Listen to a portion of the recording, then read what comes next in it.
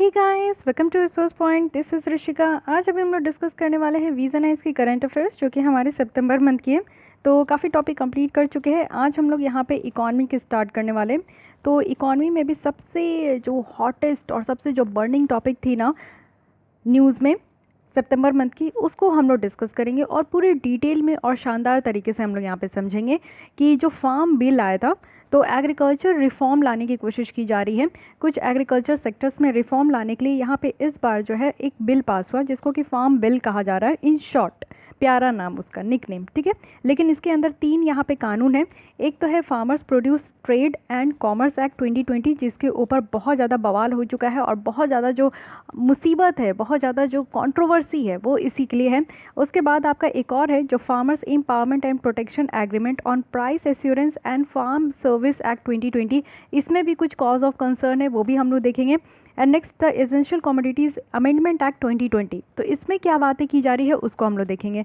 तो ये तीन कानून इस बार पारित किया गया है। कहा जा रहा है कि फार्मर्स को बहुत ज़्यादा यहाँ पे मदद होगा, साथ ही साथ एग्रीकल्चर रिफॉर्म सेक्टर्स में ये बहुत ज़्यादा मदद होगा। चलिए देख लेते हैं कि कैसे मदद होगा। इसको आज हम लोग डिटेल में देखने वाले हैं। मुझे नहीं लगता कि यहाँ पे और भी यहाँ पे कोई भी और टॉपिक लिए लेबर कोड के लिए यहाँ पे टाइम बचेगा। इसको हम लोग डिटेल में देखेंगे। अगर लगता है कि यहाँ पे और भी एक्सटेंड करना चाहिए, कोई और टॉपिक लेना चाहिए, तो मैं ज़रूर यहाँ पे लेबर कोड्स भी ले लूँगी। साथ ही साथ इकॉनमी में आप लोग देख सकते हो कि भर भर के टॉपिक होते हैं।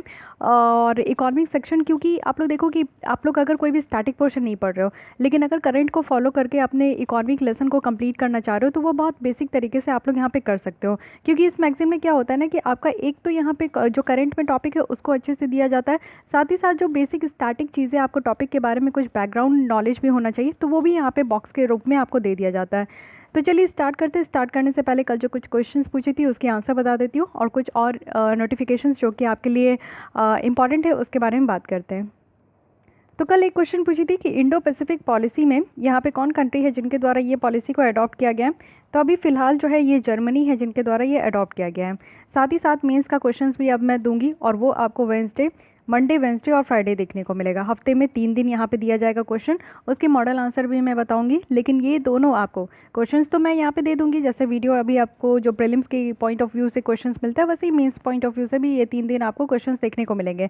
बट इसके आंसर अगर आप लोग को लिखना है तो आप लोग अपने पास लिख कर रख सकते हो। लेकिन अगर चाहते हो कि लिख कर मुझे भेजना और मैं यहाँ पे मेरे द्वारा यहाँ पे आपको एवेल्यूएट करके बताया जाए, और भी कुछ मेरे साथी है जो कि आपके क्वेश्चन आंसर को चेक करेंगे और आपको बताएंगे कि आपके कहाँ पे किस तरीके के ये मिस्टेक है, वो भी आपको दिया जाएगा। एक अच्छा प्रॉपर फीडबैक दिया जाएगा, और साथ ही साथ आपको प्रॉपर आंसर भी दिया जाएगा। तो उसके लिए आपको हमारे टेलीग्राम ग्रुप से जुड़ना है। और टेलीग्राम ग्रुप वही टेलीग्राम ग्रुप है जिसमें कि प्रीलिम्स के लिए बहुत सारे बच्चे जुड़े थे, जिनका विजन है इसका टेस्ट सीरीज हुआ था। उसी टेलीग्राम ग्रुप में आप लोग को भी जुड़ना है। तो जो ऑलरेडी जुड़े हुए हैं उनको कुछ भी करने की ज़रूरत नहीं है, उनको वहाँ पे आंसर लिख कर अपना पोस्ट करना है। लेकिन जो न्यू बच्चे अगर आप लोग को जुड़ना चाहते हो तो आप बेशक जुड़ सकते हो। उसके लिए आपको सिर्फ यहाँ पे 199 पे करना होगा, और ये आप ईमेल आईडी पे पहले मुझे मेल करो कि आप इस इनिशिएटिव के लिए इंटरेस्टेड हो, जिसका नाम है mains daily answer writing programme. ये आप लोग इस मेल आईडी पे ज़रूर मेल कर सकते हो। उसके बाद आपको फर्दर प्रोसीजर बताया जाएगा कि कहाँ पे आपको कैसे ये पेमेंट करनी है। 199 पे करने का यहाँ पे सिर्फ 2 आपको रीज़न है। पहला है कि जितने भी यहाँ पे सिंसियर बच्चे हैं, जो डिसिप्लिन बच्चे हैं, जो चाहते हैं कि वो लिखे और शांति से लिखकर अपना आंसर देना चाहते हैं, हमारा जो एक टेलीग्राम ग्रुप चलता है जिसमें कि बहुत अच्छा इन्वायरमेंट होता है, वहाँ पर डिबेट डिस्कशन भी आप लोग कर सकते हो। तो उस इन्वायरमेंट को बर्बाद नहीं करने के लिए यहाँ पे मैं सिंसियर चाहती हूँ, और जितने बच्चे सिंसियर होंगे वही बस यहाँ पे पेमेंट कर पाएंगे। साथ ही साथ यहाँ पे दूसरा रीज़न यही है कि जब आप कुछ पेमेंट करते हो तो आप उस चीज़ के लिए जो है सतर्क हो जाते हो, सिंसियर हो जाते हो। तो अगर आपको लगता है कि आप अपने खुद से नहीं लिख पा रहे हो, आपको एक ड्राइविंग फोर्स चाहिए, तो ये आपका पेमेंट जो है एक ड्राइविंग फोर्स जैसा काम करेगा, जिसमें कि आप हफ्ते में 3 दिन ज़रूर लिख पाओगे। अगर आप चाहोगे तो मैं डेली क्वेश्चंस भी दूंगी, लेकिन ये आपके फीडबैक पे डिपेंड करता है कि अगर आप यहाँ पे कैसे चाहते हो। ऐसे के टॉपिक चाहिए तो मैं सैटरडे संडे को आपको एक ऐसे का टॉपिक दूंगी, जिसमें कि आप सैटरडे संडे या फिर एक दिन 2 दिन मिलाकर आप लोग ऐसे को एक लिखो। साथ ही आप लोग मंडे टू फ्राइडे जो है अपना मेंस आंसर राइटिंग लिखो। तो इस तरीके का काम आप लोग कर सकते हो। जैसा आप लोग बोलोगे मैं उस हिसाब से यहाँ पे इस इनिशिएटिव में और भी ऐड ऑन करते जाऊँगी, ठीक है। तो इतनी इन्फॉर्मेशन आपके लिए। यहाँ पे आप लोग मेरे साथ जो है 31 जनवरी 2021 तक जुड़ सकते हो। लगातार अभी हम लोग 3 महीने जो है यहाँ पे प्रैक्टिस करेंगे, और बहुत ही अच्छे शानदार तरीके से प्रैक्टिस करेंगे। आपको काफ़ी कुछ नए और अलग से भी पता चलने वाला है। यहाँ पे टाइम टू टाइम मैं आपको आपके साथ यहाँ पे खड़ी हूँ, हेल्प भी करते रहूँगी, जैसा भी आपको अगर मेंस आंसर राइटिंग लिखने में अगर कहीं भी इशू प्रॉब्लम आ रहा है तो। अब चलिए हम लोग आर्टिकल पे चलते हैं। तो स्टार्ट करते हैं इकॉनमी के पहले आर्टिकल से, जो कि कहा जा रहा है कि ये एग्रीकल्चर रिफॉर्म है। न्यूज़ में क्यों था, पहले ये समझने का कोशिश कीजिए। गवर्नमेंट ऑफ इंडिया के द्वारा 3 कानून अभी पास किया गया और एम क्या था बेसिकली कि हमारे इंडिया में जो एग्रीकल्चर सेक्टर है, जिसको हम लोग प्राइमरी सेक्टर कहते हैं अपनी इकॉनमी का, तो उसको यहाँ पे रिफॉर्म करना है। और यहाँ पे 3 कानून लाया गया। एक तो है यहाँ पे farmer produce trade and commerce act. ये देखिए कानून का नाम आपको याद कर लेना है, क्योंकि अगर आप इंटरव्यू देने वाले हो, क्योंकि बहुत सारे बच्चों का अभी बीपीएससी का इंटरव्यू होने वाला है दिसंबर में, तो इस तरीके के क्वेश्चन आपसे फ्रिक्वेंटली पूछा जाएगा। Farmers agreement on price assurance and farm service act 2020 है and next essential commodities act 2020 है। तो ये तीनों कानून ज़रूर याद रखिएगा। अब आते हैं कि क्या ज़रूरत था रिफॉर्म का। कानून को तो बाद में देखेंगे, लेकिन पहले बेसिक समझिए कि सरकार ऐसे कानून लाए क्यों, क्या ज़रूरत पड़ गया था अभी अचानक से एग्रीकल्चर में रिफॉर्म लाने का। तो सबसे पहली बात है हमारे यहाँ कि अनरेनोमरेटिव ऑफ फार्मिंग, यानी कि अनरेनोमरेटिव ऑफ फार्मिंग आप देखोगे, रेनोमरेशंस का मतलब क्या होता है। जैसे लोग खेती करते, जो किसान भाई है हमारे कंट्री में, आपको अगर आप लोग उस एरिया से बिलोंग करते हो या फिर कभी गांव गए हो, कभी खेती देखे हो, तो आपको पता होगा कि एक किसान का फैमिली कितना ज़्यादा मेहनत करता है। सिर्फ एक किसान ही मेहनत नहीं करता है किसी भी फसल को उगाने में, उनकी वाइफ, उनके घर के बच्चे अगर वो बड़े हैं तो वो बहुत ज़्यादा हेल्प करते हैं किसी भी फसल को उगाने में। तो क्या होता है कि इनपुट भी बहुत तरीके का लगता है। अगर मैं इनपुट की बात करूँ तो सबसे पहले जो है किसान को यहाँ पे बीज खरीद के लाना होता है, उसके बाद उसको रोपना होता है और उसके लिए एक प्रॉपर जो है इरिगेशन उनको फैसिलिटी चाहिए कि वो सिंचाई अच्छी तरीके से कर सके, वाटर की अवेलेबिलिटी होनी चाहिए। सेकंड है कि वो जब बड़ा होता है क्रॉप, तो उसको टाइम टू टाइम जो है उसको पानी की ज़रूरत होती है। उसके बाद आप देखो कि पेस्टिसाइड्स वगैरह भी दिया जाता है। कुछ यहाँ पे आगे बढ़ोगे तो अगर कीटनाशक जो है वो सारे दिए जाते हैं, फर्टिलाइज़र, मैन्योर, ये सब की भी यहाँ पे ज़रूरत होती है। तो इतने इनपुट जो है यहाँ पे दिया जाता है, प्लस यहाँ पे किसान की जो मेहनत है वो एक अलग ही लेवल का यहाँ पे इनपुट है। किसान के पसीने, किसान का खून, ये सारी चीज़ यहाँ पे आप देखोगे कि जी तोड़ मेहनत करते हैं किसान और ये फसल को उगाते हैं, और हम लोग यहाँ पे घर पे बैठ के आराम से उसे पका कर खाते हैं, है कि नहीं। लेकिन ये जो हम लोग पका के खाते हैं इतने आराम से और हमें मार्केट में इतने आराम से मिल जाता है, उसके पीछे आप सोच भी नहीं सकते हो कि एक किसान भाई कितना मेहनत करते हैं, इतना इनपुट उनको लगता है, तब जाकर जो है एक फसल बन के तैयार होता है। मान लीजिए कि प्याज यहाँ पे बन के तैयार हो गया, इतनी जद्दोजहद करने के बाद एक प्याज बन गया है, ठीक है। प्याज जो यहाँ पे फसल बना है, अब आप लोग समझो कि इन सारी चीज़ों को इनपुट लगाने में एक किसान के द्वारा जितना खर्च किया जाता है, उनको उतना लागत तो मिलना चाहिए ना, जितना वो खर्च कर रहे हैं उतना उनको तो आउटपुट मिलना चाहिए। लेकिन समटाइम्स क्या होता है ना कि जितना वो खर्च करते हैं, जितना अपना एनर्जी टाइम भी जो लगाते हैं ना, उस हिसाब का उनको मेहताना नहीं मिलता है।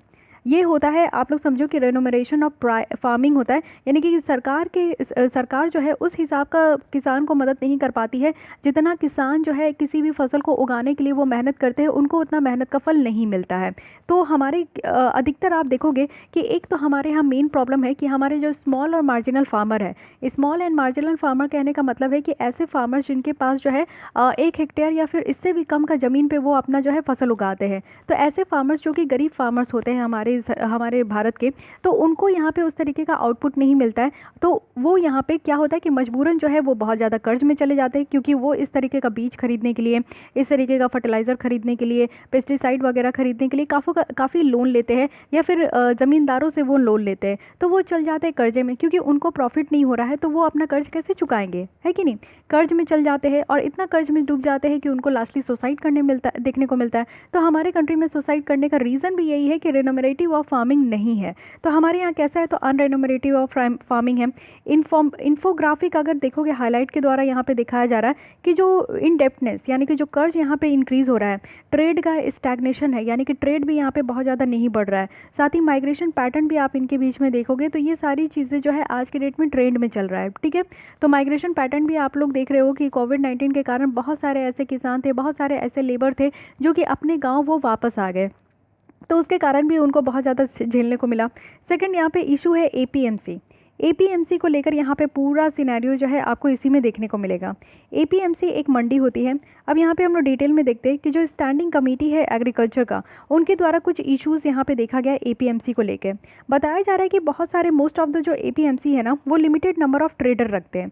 यानी कि ट्रेडर क्या होता है, एपीएमसी एक मंडी होती है जहाँ पे मान लीजिए कि ये एपीएमसी एक मंडी है जहाँ पे किसान जो है ना वो अपने फसल को लेकर यहाँ पे आते हैं बेचने के लिए, और ट्रेडर होते हैं जो कि मार्केट तक पहुँचाते हैं, ट्रेड करते हैं उसमें। लेकिन limited number of traders operating देखने को मिलता है, जिसके कारण यहाँ पे क्या होता है, कैटलाइजेशंस होता है और कंपटीशन कम हो जाता है। और साथ ही साथ आप देखोगे कि जो ट्रेडर्स हैं, कमीशन एजेंट है और कुछ जो फंक्शनरीज है, वो यहाँ पे खुद ही यहाँ पे ऑर्गेनाइज करते हैं एक एसोसिएशन, जो कि यहाँ पे ईजी एंट्री नहीं होता है। कोई भी न्यू पर्सन जो है अपने मार्केट यार्ड को लेकर अगर यहाँ पे आए तो उनके लिए ईजी एंट्री नहीं है। कुछ बहुत ज़्यादा जो है कॉम्पिटिशन्स आपको ज़्यादा देखने को नहीं मिलेगा। एपीएमसी में क्या हो रहा है कि यहाँ पे अपने जो फार्मर्स अपने सारे फसल को लेकर आते हैं, तो कुछ लिमिटेड ही यहाँ पे ट्रेडर्स हैं जो कि उस तरीके के फसल को वो ट्रेड करते हैं। साथ ही कुछ ज़्यादा फ़ायदा भी, मान लीजिए कि यहाँ पे डिफरेंट डिफरेंट जो है फार्मर्स आए, यानी कि एक ऐसा एपीएमसी हो, एक डिस्ट्रिक्ट में यहाँ पे एपीएमसी है, मान लीजिए कि यहाँ पे आपके बिहार वाले डिस्ट्रिक्ट में, कहीं पे भी बिहार स्टेट में आपको एक एपीएमसी देखने को मिलेगा। तो यहाँ पे बिहार में 38 डिस्ट्रिक्ट है। अब मान लीजिए कि टोटल आपके जो है 38 डिस्ट्रिक्ट में सारे फार्मर्स अगर लेकर आ रहे हैं अपने अपने कुछ कुछ फसल, तो इसमें क्या होगा कि कुछ फार्मर्स का जो है ना यहाँ पे अच्छा क्वालिटी होगा, कुछ फार्मर्स जो है ज़्यादा यहाँ पे लेकर आएंगे फसल, कुछ फार्मर्स कम लेकर आएंगे। तो इससे क्या होगा कि यहाँ पे फार्मर्स के बीच में कंपटीशन होना चाहिए, लेकिन ऐसा भी आपको देखने को मिलेगा नहीं। हालांकि बिहार में आपको एपीएमसी तो देखने को ही नहीं मिलेगा, ठीक है। इसलिए मैं यहाँ पे बिहार का एग्जाम्पल ली हूँ, क्योंकि ये ध्यान रखिएगा कि बिहार में अभी तक एपीएमसी को बनाया नहीं गया है, एक मंडी है जिसको बनाया नहीं गया है। यहाँ पे क्या होता है कि आपका कंपटीशन ज़्यादा नहीं हो रहा है, ट्रेडर्स ज़्यादा नहीं है, जिसके कारण जो है उनके फसल का, फार्मर्स की जो किसानों की जो फसल है वो बेटर तरीके से ट्रेड में नहीं हो पा रहे, व्यापार उसका अच्छा नहीं हो पा रहा है, जिसकी वजह से पैसे अच्छे नहीं मिल पा रहे। ये एक प्रॉब्लम देखने को मिल रहा है। अनड्यू यहाँ पे डिडक्शन देखने को मिलेगा, यानी कि जो कमीशन चार्जेस होता है, जो मार्केट का फ़ी होता है ना, उसका फॉर्म अगर आप देखोगे तो कोई भी तरीके का सही यहाँ पे डिडक्शन नहीं है, अनड्यू डिडक्शंस देखने को मिलता है। साथ ही इस कानून में आप देखोगे कि हाईली रेस्ट्रिक्टिव है, यानी कि इस तरीके का जो मल्टीपल चैनल है मार्केटिंग का, जैसे कि ज़्यादा से ज़्यादा यहाँ पे बायर्स आए, ज़्यादा से ज़्यादा प्राइवेट मार्केट हो, डायरेक्ट सेल हो बिज़नेस का, या फिर रिटेल कंज्यूमर हो, ऑनलाइन ट्रांजैक्शन हो। तो इसमें क्या है ना कि इस तरीके की चीज़ें होगी तो हमारे मार्केट में और हमारे सिस्टम में कंपटीशन बढ़ेगा। लेकिन इस तरीके के कानून लाया गया है ये तीनों, तो इसमें क्या हो रहा है ना कि ये कंपटीशन और ज़्यादा रेस्ट्रिक्ट हो रहा है, और इस तरीके का मल्टीपल चैनल जो मार्केटिंग का है ना, उसको यहाँ पे रोका जा रहा है। तो प्रॉब्लम यहाँ पे निकल कर आ रहा है। कुछ और मोटिवेशन अगर हम लोग देखें तो एक हाई पावर्ड कमेटी बनाया गया है, जिसमें कि 7 चीफ मिनिस्टर हैं। उनके द्वारा रिकमेंड किया गया था कि जो एसेंशियल कमोडिटीज़ एक्ट है 1955 में, जो लॉकडाउन के टाइम में बहुत ज़्यादा फेमस हुआ था ये कानून, तो इसमें कुछ चेंजेस करने की ज़रूरत है। उनके द्वारा ये बताया गया था कि जो प्रोडक्शन में कंट्रोल लगाया जाता है, सप्लाई में कंट्रोल होता है, या फिर एसेंशियल कमोडिटीज़ कहने का मतलब है कि जो आपको डेली बेसिस में चाहिए ही चाहिए, जैसे कि आपको दूध चाहिए ही चाहिए, वेजिटेबल्स चाहिए ही चाहिए। तो ये सारे कुछ ऐसे एसेंशियल कमोडिटीज़ है जो कि लॉकडाउन के टाइम में इस पे रोक नहीं लगाया गया था। तो जो ट्रेड किया जाता है एसेंशियल कमोडिटीज़ में, तो इसमें जो कंट्रोल किया जाता है उसको प्रोवाइड करना है, और साथ ही साथ यहाँ पे प्राइवेट इन्वेस्टमेंट को भी अट्रैक्ट करना है, वो भी एग्रीकल्चर, मार्केटिंग में और इंफ्रास्ट्रक्चर में। तो ये सब जो है कुछ यहाँ पे आपका एक 7 चीफ मिनिस्टर के द्वारा ये रिकमेंड किया गया कि एसेंशियल कमोडिटीज़ एक्ट में, जो कि 1955 का ही, आप समझ सकते हो कि 1947 में हमारा देश आज़ाद हुआ था, उसके कुछ सालों के बाद ही ये बनाया गया है। और अभी हमारा आप देखोगे कि 72 साल हो गए इंडिपेंडेंट के, लेकिन अभी तक हम लोग इस कानून में कोई भी तरीके का चेंजेस नहीं किए, जो कि अभी बहुत ज़्यादा ज़रूरी है कि हमें चेंज करना चाहिए। तो इस कानून के लिए यहाँ पे चेंज करने के लिए इस तरीके का बात रखा गया। तो चलिए ठीक है, क्यों यहाँ पे ज़रूरत है आप समझ गए कि किसान भाई को कितना ज़्यादा तकलीफ़ है। सेकंड बात ये कहा जा रहा है कि क्यों यहाँ पे अपोजिशन है। जब रिफॉर्म आ रहा है किसान भाई के लिए, यहाँ पे रिफॉर्म लाया जा रहा है, तो फिर यहाँ पे किसान लोग जो है इस रिफॉर्म के लिए क्यों इसके अगेंस्ट में खड़े हुए हैं। आपको देखने को मिलेगा कि पूरे पंजाब के किसान निकल कर आ गए थे, और अब तक तो, क्योंकि अक्टूबर का महीना भी यहाँ पे अब गुजरने वाला है, तो अक्टूबर में यहाँ पे एक इसके अगेंस्ट में जो है पंजाब के द्वारा एक इस फार्म बिल के अगेंस्ट में उनके द्वारा भी जो है एक कानून लाया गया। तो वो हम लोग नेक्स्ट मंथ पढ़ेंगे, बट अभी इनिशियल फेज़ क्या है उसको आप लोग ध्यान दीजिएगा, ठीक है। अपोजिशन क्यों हो रहा है इस तरीके का रिफॉर्म का, ये समझिए। ये जो अपोजिशन है, यानी कि इसके अगेंस्ट में जो खड़े हैं इस कानून के, ये यहाँ पे फार्मर्स और दोनों के द्वारा, ट्रेडर्स के द्वारा भी किया जा रहा है, फार्मर्स के द्वारा भी किया जा रहा है। अगर हम लोग इश्यूज़ देखें और जो एक्ट में से अगर हम लोग अप्रहेंशन देखें, पूरी तरीके से डिटेल में देखें, तो यहाँ पे कुछ प्रोसीजरल इश्यूज़ हैं, साथ ही साथ इस बिल को इम्प्लीमेंट करने में भी कुछ इश्यूज़ हैं। पहला क्या है कि हमारी जो फेडरल स्पिरिट है कॉन्स्टिट्यूशन का, वो कहीं ना कहीं वॉयलेट हो रहा है।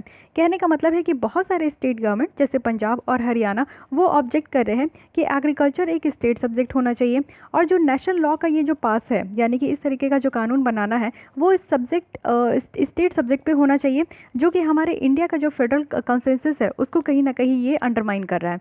मतलब समझिए कि हमारे यहाँ 7th शेड्यूल में आपको यहाँ पे 3 लिस्ट देखने को मिलेगा। पहले लिस्ट में क्या है कि इसको यूनियन लिस्ट कहा जाता है, जिसमें कि कुछ सब्जेक्ट है जिसमें कि पार्लियामेंट के पास एक्सक्लूसिव पावर है कि वो इस सब्जेक्ट से कानून बना सकते हैं। सेकंड क्या है, सेकंड है स्टेट लिस्ट। स्टेट लिस्ट में कुछ ऐसे सब्जेक्ट है जिसमें कि एग्रीकल्चर भी स्टेट लिस्ट में आता है, उसमें किसको पावर है, स्टेट लेजिस्लेचर को पावर है कि वो कानून बना सकते हैं।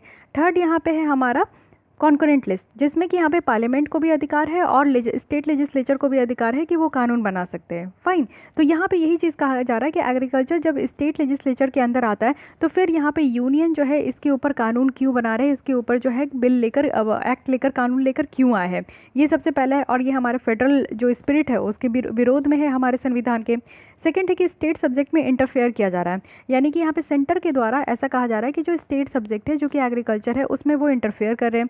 कॉन्स्टिट्यूशन के द्वारा यहाँ पे जुरिस्डिक्शंस रखा गया है एग्रीकल्चर मार्केट के ऊपर, जो कि स्टेट के पास होना चाहिए, क्योंकि बहुत ही ज़्यादा यहाँ पे लोकलाइज नेचर ऑफ जो फार्म प्रोडक्शन है। फर्स्ट जो यहाँ पे सेल है फार्मर्स और ट्रेडर के बीच में, ये यहाँ पे प्रोडक्शन प्रोसेस के साथ इसको लिंक किया गया है और ये एक लोकेशन स्पेसिफिक है। साथ ही साथ ये स्टेट है जो कि यहाँ पे आप देखोगे कि यहाँ पे जो भी प्रोडक्शन है या फिर सेल हो रहा है, जैसे कि कोई भी क्रॉप आपका यहाँ पे प्रोड्यूस हो रहा है और मार्केट में लेकर आया गया है, उसको सेल किया जा रहा है। अब उसमें कैसा भी टैक्सेशन लगाया जाए, क्रेडिट कैसा भी हो, या फिर यहाँ पे फार्मर प्रोड्यूसर्स जो ऑर्गेनाइजेशन है जिसको कि FPO है उसको बिल्ड किया जाए, या फिर फिजिकल मार्केट हो, तो ये सब का जो यहाँ पे आपका सेल होगा ना, ये सारी चीज़ें जो है स्टेट के हाथ में है। थर्ड यहाँ पे कहा जा रहा है कि फार्म ऑर्गेनाइजेशन का यहाँ पे इंक्लूजन नहीं है। बहुत सारे ऑर्गेनाइजेशन है जिनके द्वारा ये कहा गया कि उनसे कंसल्ट ही नहीं किया गया। अगर इस तरीके का मेजर ऑर्गेनाइजेशन है, यहाँ पे फार्म मेजर ऑर्गेनाइजेशन है, तो उनसे कंसल्ट करने की ज़रूरत है अगर इस तरीके का एग्रीकल्चर रिफॉर्म लाना है। ठीक है, तो ये तो वही बात हो गई कि मान लीजिए कि जैसे आप लोग देखते हो कि हम लोग इन्वायरमेंटल इम्पैक्ट असेसमेंट पढ़े थे, तो उसमें जिस भी जगह में लोग रहते हैं वहाँ पे अगर डेवलपमेंट करना है, मान लीजिए कि आप लोग जहाँ पे भी रहते हो आपके एरिया में कोई भी डैम बना देना है, ठीक है, तो आप लोग वहाँ पे बेटर समझ पाओगे ना कि आपके लोकेशन में डैम बनाना सही रहेगा कि नहीं। आपको जो है उस हिसाब से जो कंस्ट्रक्शन होगा उससे क्या इम्पैक्ट होगा, एडवर्स इम्पैक्ट क्या होगा, तो यहाँ पे लोगों की राय लेना बहुत ज़्यादा ज़रूरी है। तो वही चीज़ है कि अगर एग्रीकल्चर रिफॉर्म ला रहे हैं तो पहले किसान लोग से, किसान भाई के स्टेट गवर्नमेंट से पूछना तो चाहिए कि इस तरीके का काम करना है कि नहीं, या फिर कैसा। यहाँ पे आप किसान भाई से नहीं पूछा जाएगा, लेकिन हाँ फार्म ऑर्गेनाइजेशन बहुत सारे हैं, उनसे तो यहाँ पे सलाह मशवरा करना चाहिए, उनसे यहाँ पे कोई सलाह मशवरा नहीं किया गया। साथ ही लिमिटेड डिस्कशन भी हुआ पार्लियामेंट में, क्योंकि अभी आप लोग देखें कि जो यहाँ पे मानसून सेशन था, मानसून सेशन को जो है बहुत शॉर्ट लिमिटेड टाइम के लिए रखा गया, क्योंकि कोविड-19 के टाइम में कुछ काम नहीं हो पा रहा था। तो मानसून सेशन भी जो पार्लियामेंट में है वो सही तरीके से नहीं हो पाया, बहुत ही लिमिटेड टाइम में हो पाया। इवन अभी हम लोग इससे पहले पॉलिटी में क्या पढ़े थे कि वहाँ पे क्वेश्चन आवर को भी कट करने का बात किया जा रहा था, तो क्वेश्चन आवर कट कर दिया गया। क्यों कट कर दिया गया? क्योंकि कोविड-19 में इतने लोग परेशान हुए, तो उसका सवाल जवाब सरकार नहीं दे पाएगी। सेकेंड बात है कि क्वेश्चन आवर अगर इस तरीके से कट कर दिया गया तो इस तरीके का जो बिल है उसको कहते हैं ना कि रश में एकदम जल्दी जल्दी जो है उसको पास करा दिया गया, तो उसके ऊपर कोई काउंटर क्वेश्चन नहीं हुआ, कुछ डिबेट डिस्कशन नहीं हुआ। कानून ऐसे ही नहीं बनते। आप सोच सकते हो कि पार्लियामेंट में जो ये बात रखा गया है कि 33% जो रिजर्वेशन होना चाहिए विमेन के लिए, वो आज तक कानून कभी बना नहीं है। आप सोच सकते हो कि कितने लंबे समय से ये जो है डिमांड है, लेकिन आज तक ये कानून बना नहीं है, इस पर कोई बात नहीं करता है, डिबेट डिस्कशन नहीं होता, ये बिल आज तक पास नहीं हो पाया। साथ ही आप लोग देखो कि डेटा प्रोटेक्शन बिल जो है वो 2018 से ही लाया जा रहा है, लेकिन आज तक वो पास नहीं हुआ। उस पर इतना डिबेट डिस्कशन हुआ लेकिन अभी तक पास नहीं हुआ, ठीक है, वो कानून नहीं बना, तबकि these are more necessary for our country. लेकिन आप समझो कि ये एग्रीकल्चर रिफॉर्म जिसके बारे में इस तरीके का जो 3 बिल था हम लोग कभी ना सुने ना कभी देखे, अचानक से सरकार लाई और इसको पास भी करके ले गई इसी मानसून सेशन के पीरियड में, ठीक है। तो आप लोगों को कुछ अजीब नहीं लगा कि ये कैसे हो गया? थोड़ा तो डिबेट डिस्कशन होना चाहिए। जब कोई भी इतना बड़ा रिफॉर्म आप ला रहे हो तो उसके बारे में बातें करना ज़रूरी है। अचानक से इतना बड़ा आप चेंज कैसे कर सकते हो? तो ये सारी चीज़ें हैं जो कि यहाँ पे एक इशू है। और यहाँ पे जो किसान भाई है और जितने भी यहाँ पे ऑर्गेनाइजेशन है, फार्म ऑर्गेनाइजेशन, वो इस बिल के अगेंस्ट में खड़े हैं। बिल तो नहीं है, अब इसको कानून कहिएगा, क्योंकि एक्ट पास हो चुका है, ये बिल पास हो चुका है, एक्ट बन चुका है, ठीक है। कुछ और रिसेंट इनिशिएटिव रिफॉर्म देखते हैं जो कि सरकार के द्वारा लिया गया। यहाँ पे आप लोग देखो कि ये है कृतज्ञता हैकाथॉन। तो इसका एम क्या था कि टेक्नोलॉजी सॉल्यूशन यहाँ पे बढ़ाना कि जिससे हम लोग फार्म मैकेनाइजेशन इन्हांस कर सकें, यानी कि फार्मिंग सेक्टर्स में मशीन का ज़्यादा से ज़्यादा उपयोग कर सकें। तो इसको यहाँ पे बढ़ाना है, टेक्नोलॉजी को यहाँ पे बढ़ाना है। स्पेशल एम्फेसिस जो है वो वुमेन फ्रेंडली इक्विपमेंट में देना है, क्योंकि आप लोग देखते हो कि किसान भाई जो है जो काम करते हैं खेती में, उनकी जो वाइफ होती है, घर में जो भी महिला होती है वो भी खेती में काम करती है, लेकिन उनको रिकॉग्निशंस नहीं दिया जाता, उनको माना नहीं जाता है कि किसान जो खेती होता है ना वो सिर्फ यहाँ पे मेल के लिए होता है, फीमेल के लिए नहीं होता है। बट फीमेल भी वहाँ पे घंटों अपना समय व्यतीत करती है। तो यहाँ पे कहा जा रहा है कि ऐसा मशीन, ऐसा इक्विपमेंट होना चाहिए जो कि विमेन भी उसको ऑपरेट कर सके, विमेन भी उसको सही तरीके से इस्तेमाल कर सके। Indian council of agriculture research है जिनके द्वारा ये कृत गया, यानी कि कृषि यहाँ पे कृषि तकनीक ज्ञान, इसको शॉर्ट फॉर्म में कृत गया कहा गया। तो इनके द्वारा ICAR के द्वारा ये अनाउंस किया गया है हैकेथॉन, और ये किसके अंडर में है, तो national agriculture higher education project के अंदर में, विच इज़ वेरी इंपॉर्टेंट, ध्यान रखिएगा। अब यहाँ पे national agriculture higher education project का अगर हम लोग एम देखें तो यहाँ पे क्या बातें की जाती है कि रिसोर्सेज को डेवलप करना है, कुछ मैकेनिज्म को यहाँ पे डेवलप करना है जिसके थ्रू इंफ्रास्ट्रक्चर को सपोर्ट कर सके, जो फैकल्टी है, जो स्टूडेंट एडवांसमेंट है, उनको यहाँ पे सपोर्ट कर सके, एक बेटर गवर्नेंस निकल कर आ सके। और ये प्रोजेक्ट में आप देखो कि 50-50 कॉस्ट शेयरिंग है, यानी कि वर्ल्ड बैंक के द्वारा यहाँ पे 50% कॉस्ट दिया जा रहा है और गवर्नमेंट ऑफ इंडिया के द्वारा 50% कॉस्ट दिया जा रहा है। और इसको जो यहाँ पे आपका इंप्लीमेंट किया जाएगा वो ICAR जो न्यू दिल्ली में है एजुकेशन डिवीजन में, उसको यहाँ पे इंप्लीमेंट किया जाएगा। स्टूडेंट जो फैकल्टी, इनोवेटर्स और एंटरप्रेन्योर्स है जो कि डिफरेंट आपको यूनिवर्सिटीज़ से देखने को मिलेंगे, टेक्निकल इंस्टीट्यूशन से देखने को मिलेंगे, वो यहाँ पे अप्लाई कर सकते हैं। साथ ही साथ ये जो इवेंट होने वाला है उसमें ये पार्टिसिपेट भी कर सकते हैं, यानी कि ये जो हैकेथॉन होगा, ये हैकेथॉन में कौन कौन पास करेगा, ये कौन कौन पार्टिसिपेट करेगा, इसमें स्टूडेंट भी हो सकते हैं, फैकल्टी भी हो सकते हैं, कुछ इनोवेटर्स भी हो सकते हैं और कुछ एंटरप्रेन्योर्स भी हो सकते हैं जो कि अपना बिजनेस खुद ही वो स्टार्ट करते हैं। तो ये पूरी रही इस हैकेथॉन के बारे में। नेक्स्ट है यहाँ पे आपका centralised farm machinery performance testing portal यहाँ पे अगेन आ गया, जो कि एक ऑनलाइन पोर्टल होता है जहाँ पे आपको एक टॉपिक से रिलेटेड सारी चीज़ें मिल जाएगी, आपको डिफरेंट वेबसाइट या डिफरेंट ब्राउज़र में जाने का ज़रूरत नहीं है। ये पोर्टल मेनली आप देखो कि एग्रीकल्चर सेक्टर में मिनिस्ट्री ऑफ एग्रीकल्चर और फार्मर वेलफेयर के द्वारा इसको लॉन्च किया गया और डेवलप किसके द्वारा किया गया, यानी कि ये पोर्टल आपका जो बनाया गया है ये department of agriculture, corporations and farmer welfare के द्वारा बनाया गया है। यहाँ पे इसका एम क्या है कि जो सर्विस है फार्म मशीनरी टेस्टिंग इंस्टीट्यूशन का, उसको इम्प्रूव करना है और एक ट्रांसपेरेंसी यहाँ पे क्रिएट करना है, किसमें, टेस्टिंग के प्रोसेस में और मशीन के एवेल्यूशन में। तो ये ध्यान रखना है। साथ ही साथ यहाँ पे मैन्युफैक्चरर्स भी को भी यहाँ पे फैसिलिटेट किया जाएगा कि यहाँ पे क्या है ना कि जो टेस्टिंग का यहाँ पे प्रोग्रेस है, यानी कि उनके मशीन्स का जो टेस्टिंग करना है उसको यहाँ पे अप्लाई करना है, कम्युनिकेट करना है, मॉनिटर करना है, ठीक है। तो ये सारा काम यहाँ पे किसी भी लोकेशन में किया जाएगा।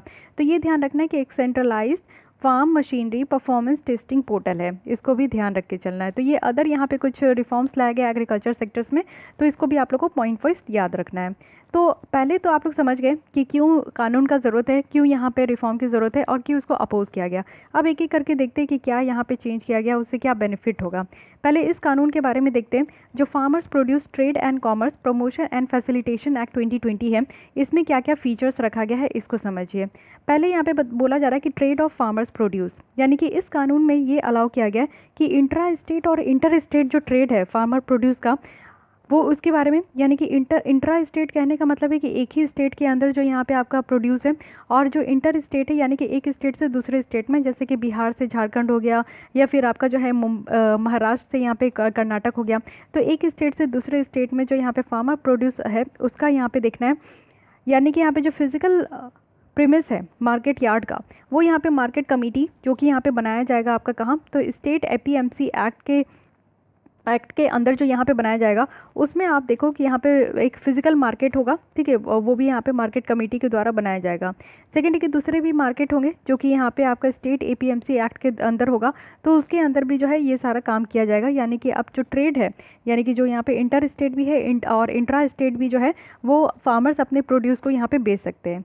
सेकेंड है कि इलेक्ट्रॉनिक ट्रेडिंग भी होगा। इलेक्ट्रॉनिक ट्रेडिंग कहने का मतलब है कि ऑनलाइन ट्रेडिंग आप लोग समझ सकते हो कि जो स्केड्यूल फार्मर्स यहाँ पे प्रोड्यूस है, जैसे कि एग्रीकल्चर जो प्रोड्यूस है, इसको रेगुलेट किया जाता है किसी भी स्टेट APMC एक्ट के थ्रू, तो इलेक्ट्रॉनिक ट्रेडिंग भी कर सकते हैं, वो भी स्पेसिफाइड ट्रेड एरिया में।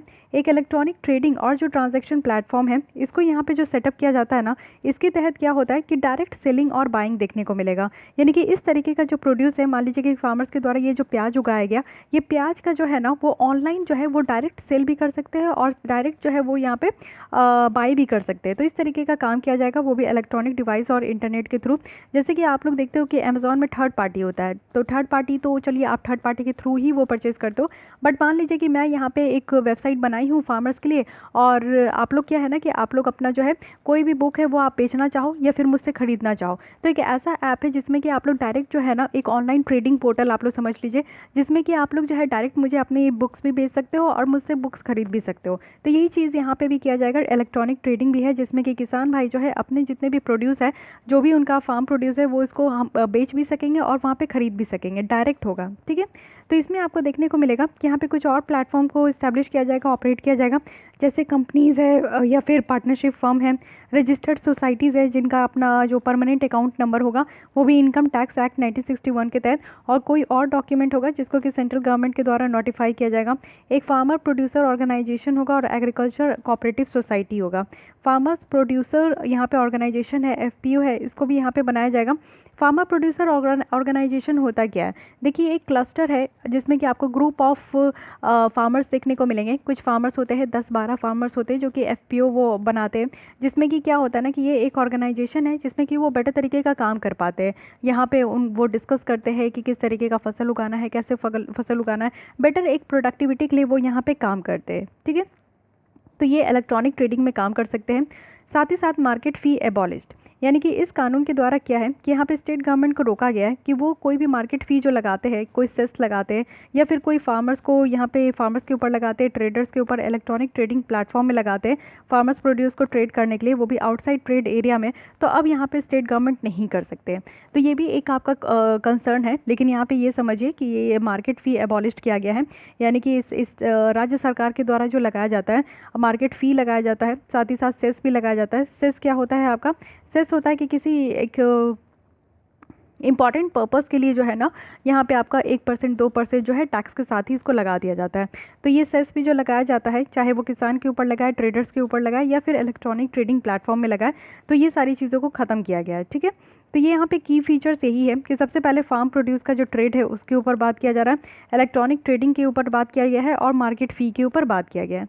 बेनिफिट क्या होगा इस तरीके का जो प्रोविज़न लाया गया है उससे?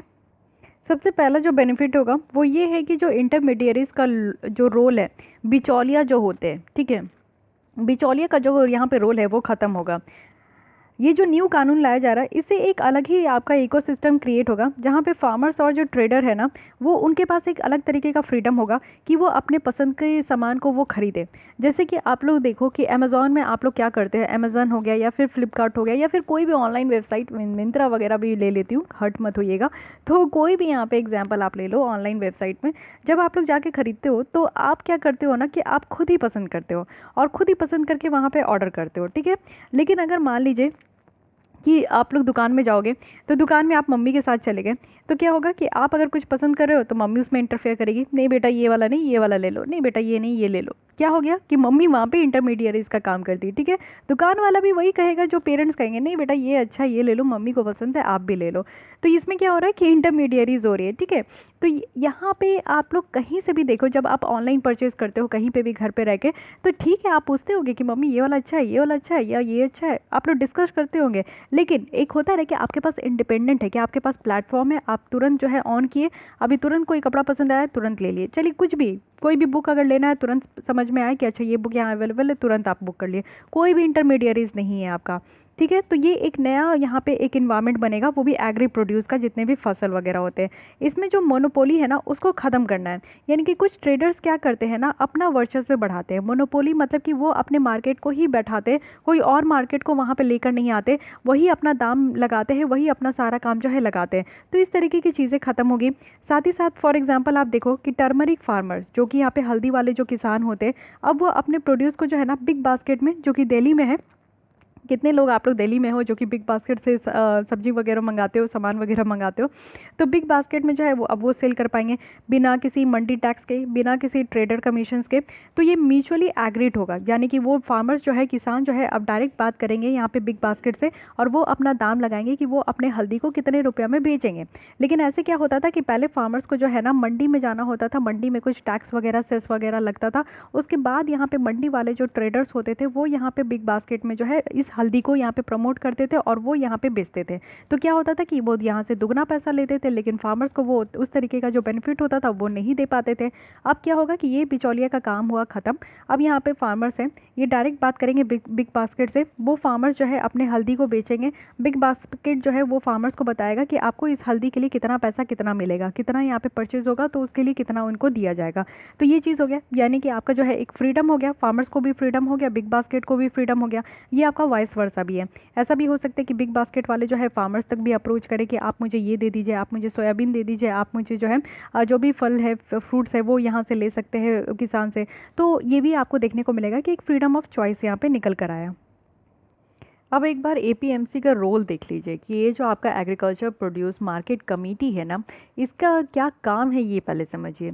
सबसे पहला है कि यहाँ पे जो मार्केट में डिमांड है और जो सप्लाई है उसको बैलेंस करता है। सेकंड है कि यहाँ पे जो मैक्रो इकोनॉमिक सिग्नल है फार्मर्स और प्रोड्यूसर्स का, उसको यहाँ पे ट्रांजिट करता है। एंड थर्ड है कि यहाँ पे इंसेंटिव्स भी प्रोवाइड करता है प्रोड्यूसर्स को, जिसके थ्रू यहाँ पे प्रोडक्शन और जो आउटपुट है वो और ज़्यादा बढ़ सके। साथ ही साथ जो एफिशिएंट यूज़ है, यानी कि आपका प्रोडक्शन में जो भी रिसोर्सेज है उसको बेटर तरीके से यहाँ पे यूज़ कर सके और यहाँ पे डिस्ट्रीब्यूशन सिस्टम भी बेटर तरीके से एफिशिएंट हो, इस चीज़ को यहाँ पे प्रमोट किया जाता है। तो ये 4 बेसिक रोल है जो एपीएमसी के द्वारा किया जाता है। इसके अलावा अगर आप देखोगे यहाँ पे कि कैसे यहाँ पे काम होता है, ये भी देख लीजिए। सबसे पहले फार्मर्स है, उनको यहाँ पे एपीएमसी मंडी में जाना होता है, जो एग्रीकल्चर प्रोड्यूस मार्केट कमेटी है, इस मंडी में जाना होता है अपने फसल को लेकर। वो क्या करते हैं, यहाँ पे ऑक्शनिंग होता है, यानी कि एक प्राइस को यहाँ पे जो है ना बोली लगाते हैं और बोली लगा के ट्रेडर्स जो है यहाँ पे आपका उनके फसल का प्राइस जो है वो सेट होता है। उसके बाद यहाँ पे कमीशन एजेंट जो होते हैं ना, वो यहाँ पे एक कमीशन चार्ज करते हैं। जैसे आलू है, प्याज है, अगर फार्मर्स अपने प्रोड्यूस को यहाँ पे लेकर आते, फसल को लेकर आते, तो उनके ऊपर कुछ चार्जेस लगाया जाता है। और फिर उसके बाद जो है प्राइस तो अलग है, उसके ऊपर वो कुछ चार्जेस भी यहाँ पे लगाते हैं इनमें बेचने के लिए। उसके बाद ये जो उनका प्रोड्यूस होता है उसको वो मंडी में सेल करते हैं और मंडी से जो है ना फिर उसको यहाँ पे होलसेलर में दे दिया जाता है। फिर उसके बाद वो हमारा जो फसल है वो फिर मार्केट में आता है हमारे पास। तो ये पूरा होल प्रोसीजर है जिसमें कि इस तरीके से काम किया जाता है। फाइन। तो थर्ड यहाँ पे बेनिफिट क्या है कि यहाँ पे एपीएमसी जो रिफॉर्म है उसको इनकरेज होगा, यानी कि आप लोग अभी देख लिए कि एपीएमसी मंडी में कैसे जो है फार्मर्स अपने फसल को रखते हैं। तो यहाँ पे जो प्राइवेट मार्केट है उनके ऊपर यहाँ पे प्रेशर होगा कि वो एपीएमसी में जो है प्रेशर डाले, यानी कि इस एक्ट में आप देखो कि एपीएमसी जो है उस कानून को हटाया नहीं जा रहा है। जो मेजर यहाँ पे कंसर्न है, जो यहाँ पे फार्मर्स है, उनको ऐसा लग रहा है कि अब एपीएमसी मंडी खत्म हो जाएगी, बट वैसा यहाँ पे कहीं पे भी आपका लिखा हुआ नहीं कि एपीएमसी को ख़त्म करना है। यहाँ पे प्राइवेट मार्केट्स हैं जो कि यहाँ पे प्रेशर कर सकते हैं एपीएमसी मार्केट को कि वो ज़्यादा से ज़्यादा ट्रांसपेरेंसी और एफिशिएंसी यहाँ पे अपने फंक्शनिंग के लिए लेकर आए। स्टेट गवर्नमेंट जो है उनके पास भी एक अच्छा खासा रोल है कि वो अपने एपीएमसी जो सिस्टम है उसको रिफॉर्म करे। और रिफॉर्म कैसे करे, तो डीपॉलिटाइज करे, यानी कि पॉलिटिक्स का जो इन्वॉल्वमेंट होता है उसको यहाँ पे हटाए। साथ ही साथ एपीएमसी मार्केट को अलाउ करे कि वो जो प्राइवेट मार्केट है उसके साथ कॉम्पीट करे। और जो सेस लगाया जाएगा मार्केट ट्रांजेक्शन्स में, उनको यहाँ पे छूट भी दिया जाना चाहिए कि जो सेस लगाया जाता है, क्योंकि सेस लगाने से किसानों को ज़्यादा से ज़्यादा टैक्स देना पड़ता है। तो किसानों को यहाँ पे टैक्स ना देना पड़े, इसलिए जो सेस लगाया जाता है उससे वो छूट दे। साथ ही यहाँ पे जो मंडी से उसको प्राइवेटाइज़ करे। तो ये आपका जो मंडी को प्राइवेटाइज़ करना ये वेएबल नहीं है, इसके लिए परमिशन नहीं देना है। तो ये स्टेट गवर्नमेंट के हाथ में कि पहला तो क्या है कि यहाँ पे पॉलिटिक्स इन्वॉल्वमेंट नहीं होना चाहिए। सेकेंड है कि यहाँ पे जो है एपीएमसी मार्केट को अलाउ करना चाहिए और साथ ही साथ जो सेस लगाया जाता है उनके ट्रांजेक्शन्स में उसको ख़त्म करना है। और थर्ड है कि यहाँ पे मंडीज जो है वो प्राइवेटाइज नहीं करना है। तो यहाँ पे ये भी बात रखा गया। अब इश्यूज़ क्या निकल कर आ रहा है इस कानून से, ये समझिए।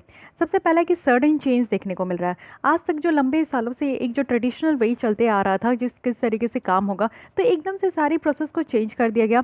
अब इस तरीके से चेंज होता है तो क्या होता है कि सारे साइड में आपको दिक्कत देखने को मिलेगा। किसानों की तरफ से दिक्कत है कि उनको सही तरीके से समझ में नहीं आ रहा है कि अब उनको करना क्या है, फसल की कटाई के बाद उनको कहाँ लेकर जाना है। साथ ही यहाँ पे जो मार्केट में ट्रेडर्स है उनको समझ में नहीं आ रहा है कि क्या कैसे यहाँ पे प्रोसेस होगा। तो ये एक प्रॉब्लम है। आप देखो 2006 से बिहार के द्वारा यहाँ पे एपीएमसी एक्ट को रिपील कर दिया गया और ऑब्जेक्टिव ये बताया गया कि यहाँ पे प्राइवेट इन्वेस्टमेंट को इस सेक्टर्स में अट्रैक्ट करने के लिए, और एक चार्जेस भी दिया जाता है मार्केट को कि वो यहाँ पे सब डिविजनल जो ऑफिसर्स है उस एरिया में वो कंसर्न जो भी है वो यहाँ पे चार्जेस भी लगाते हैं मार्केट के ऊपर। तो इससे क्या होता है, इससे जो एग्जिस्टिंग इंफ्रास्ट्रक्चर है ओवर द टाइम, क्योंकि पुअर यहाँ पे आपको देखने को मिला है कि अपकीप होता है, पुअर यहाँ पे आपका जो मेंटेनेंस होता है, उसके कारण आप देखोगे कि जो एग्जिस्टिंग आज की डेट में जो इंफ्रास्ट्रक्चर है ओवर द टाइम वो इरोड हो जाता है, वो खत्म हो जाता है। फार्मर्स जो है बहुत सारे इश्यूज फेस करते हैं, जैसे कि हाई ट्रांजैक्शन चार्जेस भी लगाया जाता है, कभी कभी उनके पास इन्फॉर्मेशन भी नहीं होता है कि किसी भी फसल का क्या प्राइस चल रहा है या फिर कोई भी प्रोड्यूस अराइवल हो रहा है कि नहीं, आ रहे हैं कि नहीं। तो ये सारी जो है इन्फॉर्मेशन की कमी देखने को मिलती है जो कि यहाँ पे किसान जो है फेस करते हैं। इस कानून में एक आर्टिफिशियल डिस्टिंक्शन आपको देखने को मिलेगा मार्केट एरिया और ट्रेड एरिया के बीच में। मार्केट एरिया कहने का मतलब है कि जो कि मंडी सिस्टम से यहाँ पे आपका रेगुलेट होता है और वो भी स्टेट गवर्नमेंट के अंदर। ट्रेड एरिया का कहने का मतलब है कि ये सेंट्रल गवर्नमेंट के अंदर है। तो इसीलिए यहाँ पे एक रिस्क का, एक प्रॉब्लम का रिस्क यहाँ पे निकल कर आ रहा है, क्योंकि यहाँ पे ड्यूअल रेगुलेटरी मार्केट है। एक तो आधा आपको सेंट्रल गवर्नमेंट के अंदर देखने को मिलेगा, आधा स्टेट गवर्नमेंट के अंदर देखने को मिलेगा। तो इसलिए दो यहाँ पे रेगुलेटरी बॉडी है जिसके कारण यहाँ पे कन्फ्यूजन निकल कर आ रहा है। साथ ही यहाँ पे जो न्यू अनरेगुलेटेड मार्केट स्पेस है ना, जिसको आज के डेट में ट्रेड एरिया कहा जा रहा है, प्रॉब्लम ये है ना कि यहाँ पे आप देखो कि गवर्नमेंट के पास कोई भी इंफॉर्मेशन नहीं होगा, कोई भी इंटेलिजेंस नहीं है। यानी कि कहने का बात है कि कौन यहाँ पे प्लेयर्स होंगे, किन के साथ ट्रांजैक्शन करना है, क्या क्वांटिटी करना है, क्या प्राइस करना है, अभी तक ये सारी चीज़ें यहाँ पे जो है अनरेगुलेटेड मार्केट स्पेस में जो है ये सारी चीज़ें फिक्स नहीं है, और कहीं ना कहीं यहाँ पे गवर्नमेंट को भी प्रॉब्लम होगा।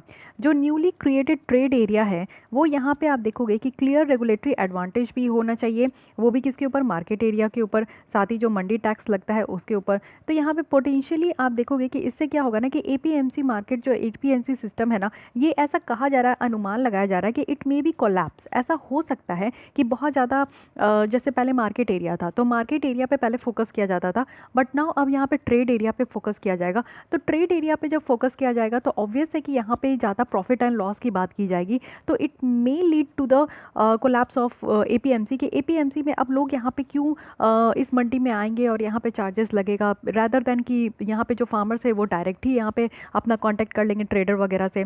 तो इनिशिएटिव जैसे कि ई नैम है, ई नैम जो है जहाँ पे आप देखो कि फिजिकल मंडी स्ट्रक्चर से भी ये एकदम से टॉप में इसको बनाया गया है ई नैम का। तो इसमें भी आप लोग देख सकते हो कि ये सारे जो इनिशिएटिव है और ये एपीएमसी सिस्टम है ये कहीं ना कहीं कोलैप्स हो सकता है, इस तरीके का यहाँ पे इशू निकल कर आ रहा है।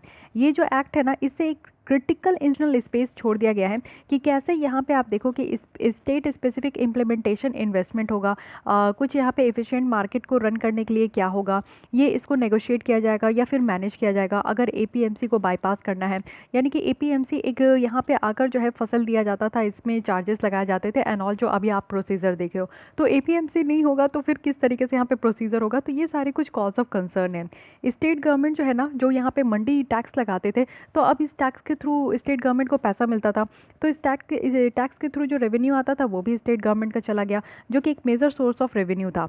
जैसे आप पंजाब और हरियाणा में देखो कि यहाँ पे सरकारों का, जो राज्य सरकार थे, उनका एक मेजर सोर्स ऑफ रेवेन्यू था जो कि यहाँ पे ख़त्म हो जाएगा। तो ये सारे कॉज ऑफ कंसर्न है जो कि इस कानून से देखने को मिला। सेकंड जो कानून है वो है यहाँ पे farmers empowerment and protection agreement on price assurance and farm service act. यहाँ पे प्राइस एज्योरेंस की बात की जाएगी और फार्म सर्विस एक्ट की बात की जा रही है। तो इस कानून के तहत क्या क्या फीचर्स है उसको देख लेते हैं। सबसे पहला कहा जा रहा है कि फार्मिंग एग्रीमेंट, यानी कि इस कानून में क्या है ना कि एक फार्मिंग एग्रीमेंट होगा, यानी कि एक फार्मर्स होंगे, एक बायर्स होगा, यानी कि एक खरीदने वाला होगा और एक बेचने वाला होगा। तो बेचने वाला कौन है, यहाँ पे फार्मर्स है। जो कि आप देखो कि यहाँ पे क्या होगा कि कोई भी फार्म प्रोड्यूस हम लोग यहाँ पे देखेंगे कि उसको कैसे यहाँ पे फार्मर्स और बायर्स जो है अपने बीच में एक एग्रीमेंट कर रहे हैं। मिनिमम पीरियड ऑफ इस एग्रीमेंट का क्या होगा, तो ये एक 1 क्रॉप सेशन का होगा। अब क्रॉप सेशन क्या होता है, 3 क्रॉप सेशन आपको देखने को मिलता है। एक खरीफ क्रॉप है, रबी क्रॉप है और साथ ही साथ जो है जायद क्रॉप होता है।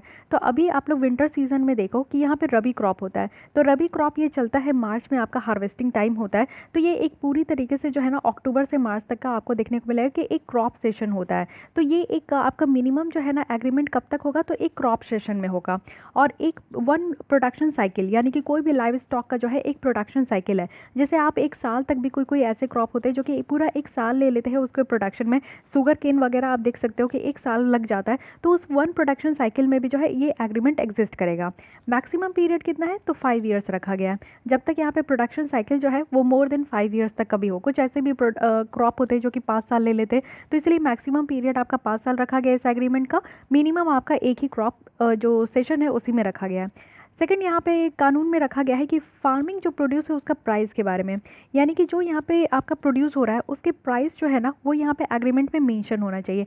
बाकायदा ये एग्रीमेंट होगा दो लोग के बीच में, तो इसमें सारी चीज़ें जो है ना और इन डिटेल आपका यहाँ पे मेंशन होगा कि प्राइस क्या है, वेरिएशन कैसा है, गारंटीड प्राइस क्या होगा प्रोड्यूस के लिए, एक क्लियर रेफरेंस देना है, कोई भी एडिशनल अगर अमाउंट यहाँ पे चार्ज करना है तो ये सारी चीज़ें एग्रीमेंट में आपका रहेगा।